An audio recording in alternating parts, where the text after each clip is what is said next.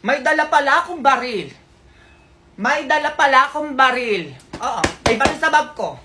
Sinasabi ko sa inyo, bobo na lang talaga yung magtangka sa akin dyan. Baka may nakatingin sa akin dyan. Ayan o, nanggigigil ako sa mga ganyan. Sige, ganyan ako anuhin. Kung may nakatingin man dyan ha. Oh, walang laman yung bag ko. Walang eto, meron. Napkin, baka gusto niyo. Oh, inyo na.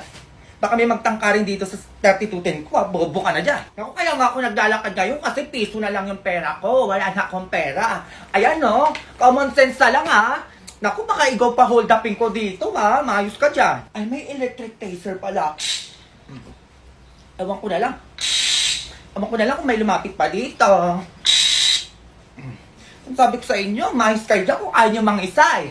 Ay, hala, nadala ko pala yung gunting ko. Oo, pati yung matulis tong ballpen. Ako, ayoko na lang talaga mag-talk. Yung tatay ko pala sundalo, oo.